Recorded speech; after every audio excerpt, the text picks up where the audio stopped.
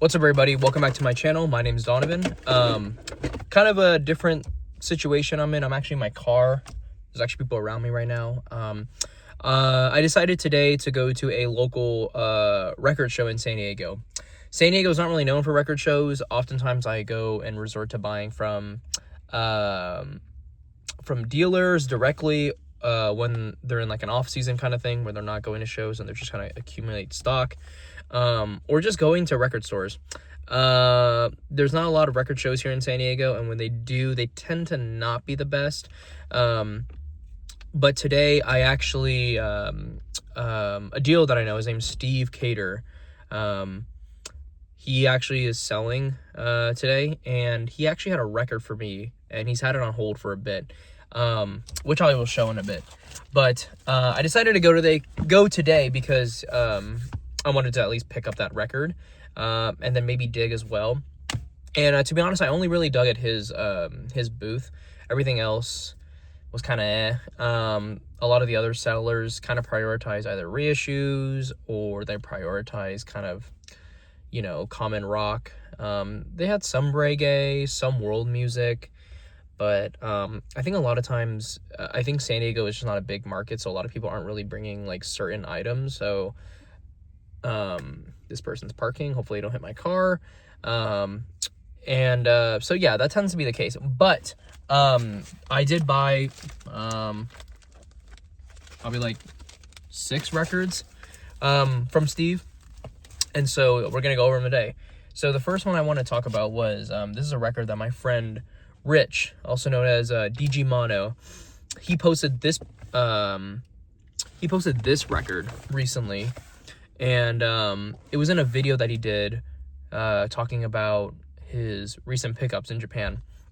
And I recognize all the records that he showed except this specific record. I was not familiar with it, and I actually previewed it, and I really liked it, because I'm a huge fan of like jazz flute. I really like jazz flute. And so that record is this right here. This is Frank West, Yoho, Poor You, and Little Me. And those are 3 of the tracks that are on the album. I think Yoho and Little Me, Poor You, Yoho and Little Me are on side 1, and then Poor You's on side 2. I really love Frank West's like flute playing on this. I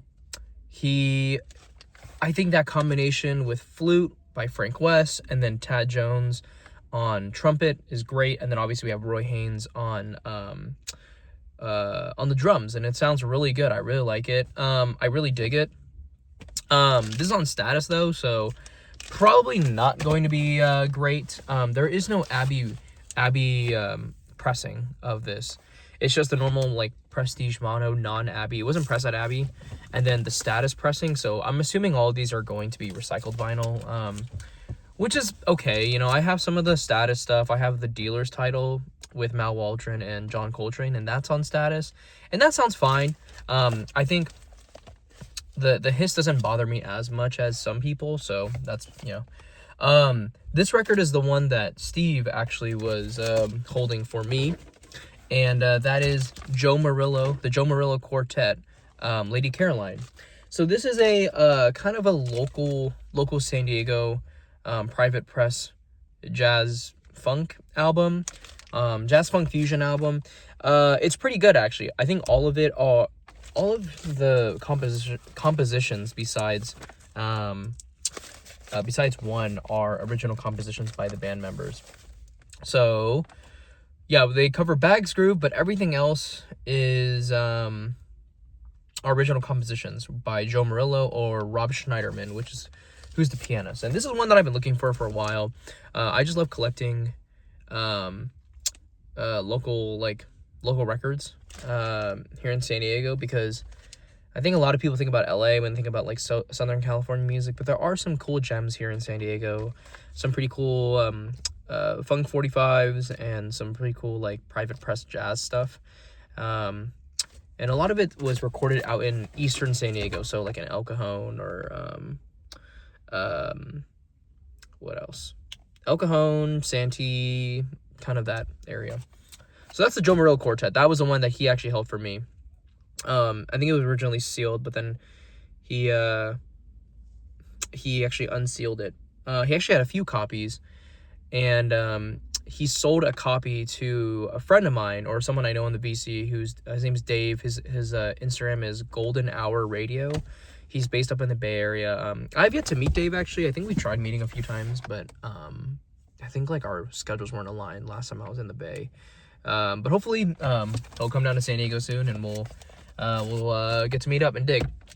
But he tipped me off to Steve. He's like, hey, actually this guy has a copy, so you should check it out. I was like, okay, cool. And I've dealt with Steve a few times before. I've purchased records from him many times, so, which is nice. Okay, this next one is one that I've always see, or not always see, but anytime I have seen it, it's absolutely torched. And Steve had two copies that he had, an original mono pressing, and then he had this kind of second stereo pressing. But this right here is the remarkable Carmel Jones. I was introduced to this by my friend, oh my God, Jesus Christ. My friend Ryan. I'm in his music. I don't know why I'm buffering. He introduced this to me, and then Tone Poet actually put this out as a title, as one of their few Pacific Jazz titles. And it was so good, and I've always wanted a copy, and I could just never find one that was clean. And the reason why I love this album is because I love Harold Land. I love Gary Peacock on this. And I don't really think of Gary Peacock as like a West Coast kind of guy. Also, sorry, I'm actually, where I'm parked and where I'm at is right directly across from the airport where planes actually depart from the runway. And so their flight path is actually right above where I'm sitting. So just a preface. But yeah, this one was really cool. This is a kind of like a second stereo pressing, but it's pretty clean. Like the wax is pretty clean. Yeah, there are no marks on this whatsoever. There's some spindle wear, but besides that doesn't really matter really. But yeah, I don't really think of Gary Peacock as like a West Coast kind of guy. I kind of he's synonymous with Bill Evans, and he recorded with did he record with Ornette Coleman? Or was that someone else? I know he recorded with Albert Eiler on that ESP title that he did. But besides the point, this is a really good album. I really enjoyed this. Kind of that West Coast style. Carmel Jones, A1. Speaking of West Coast, these next two titles are contemporary titles, and they're titles I already have, but these are upgrades. So this one right here is Hampton Hawes, Volume 2, The Trio. Again, on contemporary. I bought this title probably last year, and it's okay. Condition-wise, I have a soft spot for Hampton Hawes. He's one of the very few, he was one of the few artists that I was introduced to early on in my in jazz collecting. And I don't think he's like a Jesus Christ, I have another plane. I don't think he's like a Monk or like a Horace Silver or a McCoy Tyner or like a Herbie Hancock, but he's still like a great pianist. And I love the fact that he recorded with Red Mitchell, which is really cool. I love Red Mitchell's work. Red Mitchell's titles are also kind of hard to find. Him and Curtis Counts, their contemporary titles are pretty hard to find and find clean. But anyways, yeah, so this is Volume 2, and I picked this up last year. And then I also found this, which is Volume 3, and this is my favorite, both musically, and the cover is so cute. Look at this. It's like awesome. I probably had 5 copies of this. I first bought this. This is actually, I have a lot of sentimental value with this album, this album holds a lot of sentimental value for me because when I was a senior in high school, it was COVID. So 2020 and 2021, that was my final year of high school. And I was always a good student, always did my work, always got good grades, but because of COVID and we're doing Zoom, there was really no incentive for me to go to class. And so I would just ditch class. I would ditch class and I would go dig. I would go dig at like yard sales because people need to sell off their stuff because it's COVID. I go to thrift stores, and then I also go And then I'd also go to antique malls, and one of the ones that I found was this, and I found it for $3. And I was like, this album looks so cool. Like, the cover looks awesome. Green is my favorite color. I love green, and I love the off-white kind of cover cardstock that they use, and it's just like so cool. Like, I just love the design of this album cover. And so and the music's really great. It's a piano trio, but it's great music. It's it's like kind of like that West Coast, really cool sound. And yeah, I was really I was kind of infatuated with it, and I've always wanted to find more. Oh, here's another plane. It's coming right now. But yeah, and I've always wanted to upgrade. Honestly, I think in hindsight, I probably should just save, and I should have just saved and waited to buy like a near mint copy for like 80 to $100. But I've slowly been upgrading. This is probably going to be my final destination for disc. I would probably want a nicer cover, but the disc is just absolutely clean. There's some dust, obviously, so I'll clean it up. I'll put it in my ultrasonic cleaner. But yeah, this is really really nice. I put a good amount of people onto this album because it's common, but it's it's kind of hard to find. Dude, there's another freaking airplane coming. Oh my god, what is going on? But yeah, I was really fortunate enough to find those two Hampton Hawes titles. I've upgraded them. And the one that I was really excited to find, well, actually, there was two. I found a Cal Jader title. I think it's the Amazon one, the one on the boat or whatever.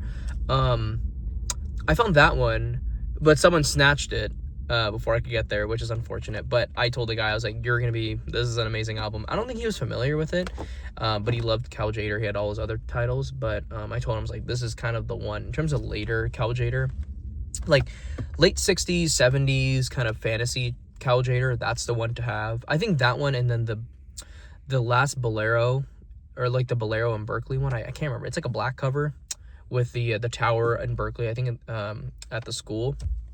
That one's also pretty good too. That one's cheaper, I would say. That one's around like a $25 to $35 record. The other Amazon one, that's probably like a $45, $50 one I see, which is kind of insane. But I know Jazz Dispensary did reissue that one recently, but the one I was super excited to find was actually this. This is Jackie McLean right now. I would say this is probably my favorite Jackie McLean title.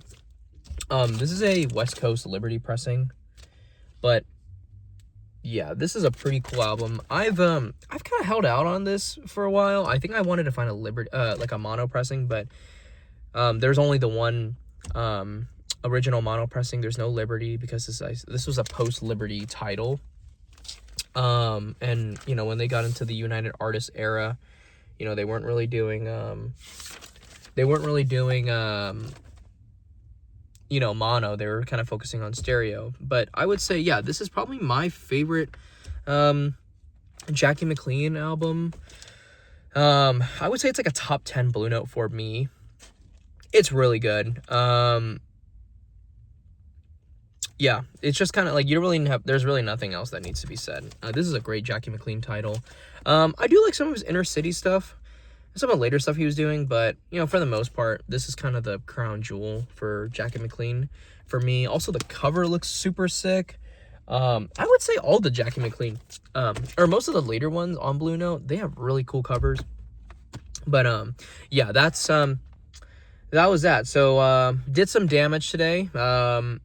But it was cool. It was nice. It was really cool seeing like San Diego, all the San Diego collectors come out and like kind of do their own thing, and just kind of be a community and like dig, and it was really nice to see. I actually saw this guy Jeff. I bought a record. I bought 2 records off him. Actually, not 2. I bought probably a stack, and then I bought a kind of like a holy grail. It was Gap Mangione's trio, Autumn in the Wind, I think that's what it's called, or something. It's an okay record. I don't really like it that much, actually, but he had a copy, and I bought that off of him, and then I ended up flipping it for some money, and then among some other things. And then he actually came up to me today because he recognized me, and So that was really nice seeing him, and it was nice seeing some other people too, and catching up, meeting new people, and trying to see like just seeing what everyone else ended up grabbing. But it was really cool. I honestly am kind of sad that we don't get that much more. We don't get that much. These types of events are kind of rare in San Diego. I feel like in OC or LA or in the Bay Area, like you get record fairs all the time, and they tend to be they're like really good. LA has their thing and OC has their thing, and then they have VinylCon. They have it twice a year. I think they had it, like last month or 2 months ago, and then they're gonna have another one in August, I think. And so that's pretty cool. But yeah, those were my pickups. I bought 6 records, which is kind of crazy because I didn't buy records for like 2 months, and then I bought another record recently, which is a pretty big one that I've always wanted. It's a Blue Note title. But yeah, besides that, I haven't really been buying records, and then I bought these records today, so I'm very, very happy. But yeah, anyways, thank you so much for watching. Thank you. I know it's kind of a little different thing. Oh, there's another airplane that's gonna fly over me right now. But yeah, it was really nice just recording this real quick, impromptu on the road. I do have an announcement to make about a project that I'm working on with my friend Ryan, A Man and His Music. We recorded a video together, and so I'll be putting that out soon. I've been kind of busy with work and just kind of like life in general, but hopefully I'll be able to put that one out soon. So yeah, anyways, thank you so much, guys. I appreciate it, and have a nice day. Peace.